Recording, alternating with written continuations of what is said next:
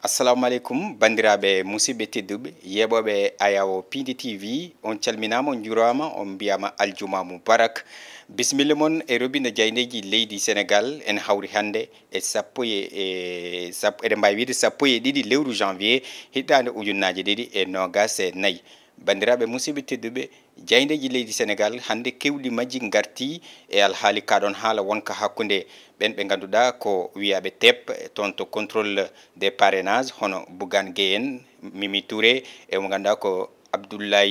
Abdourahmani Diouf ɓeɗon noon haalullaji koko gummine daari lang mbi wonde ko il faut ko daro kaɓono koye munen kaɓono kadi dendagal ɓen ɓe ganduɗa ko waɗaɓe rokkale e oɗon contrôle des parrainages ɗum ene ɓuuri hewde e nder jaydeji ɗi kono kadi e jillu hooreji leydi ndi président Macky Sall toon to leydi Mauritanie Nouakchott joni joni garani e bundi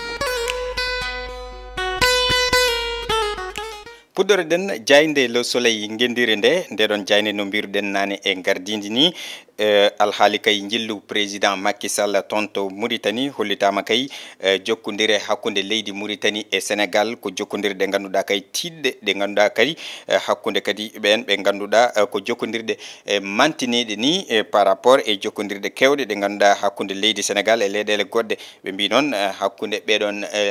hooreɓe leyɗele ɗiɗo hono président Macky Sall wondude e mo ganduɗa ko Mohamed Ould El Ghazouani ɓeɗon de ene ɓeydi kadi addude hen ene ɓeydi nawde ɗeɗon jokkodire dow ha tekkini ɗum no hanniri nen ɗum ene tawe e nder ndeɗon jayde nde ganduɗa kay ko jayde Le Soleil goɗɗum ko tawete hen to banggue coftal ɓalli Sénégal Côte d'Ivoire ko ɗum de woni ko Côte d'Ivoire naaɓe ɓe jiiɗi ñaagui wona final hakkude mabɓe e oɗon CAN petowo toon garen e jayde Le Quotidien kamɓe ɓe mbayli sawru mbaggu ɓe garti koye alhaali sumgoji tijaɗi ɗi ɓe garti noon koye candidat mo coalition Benno Bokk Yakar hono Amadou Ba e wiide noon Amadou Ba e yidde ɗum tamde leydi ndi walla no yiɗiri tamirde leydi ndi henne kanko Amadou Ba noon omo hollita tigui rigui hoore makko so tawi o woni hoorejo leydi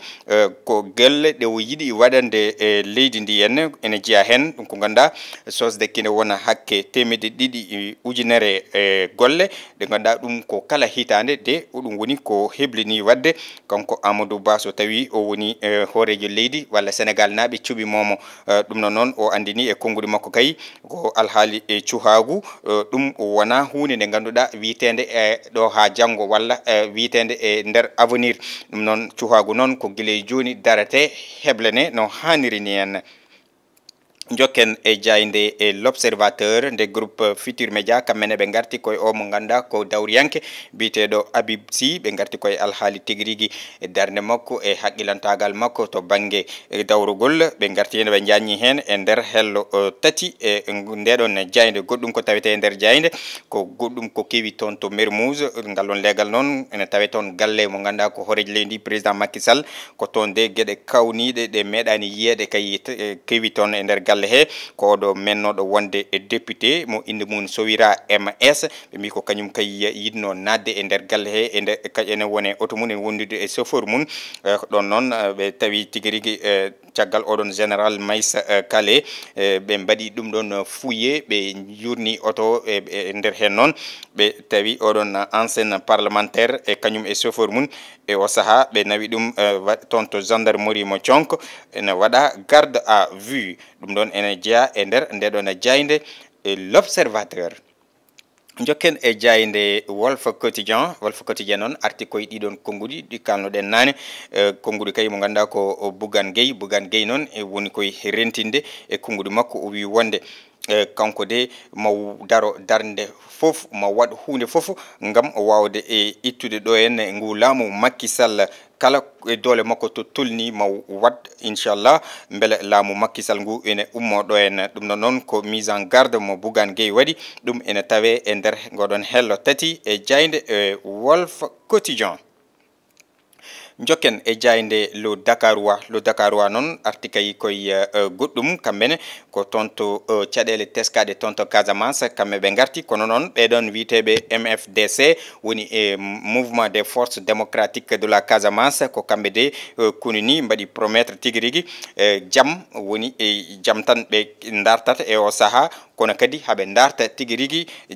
yewtidede woni négociation beele nde jaam heeɓira nde wonno ko ɗum tan woni darna mabɓe e oɗo saaha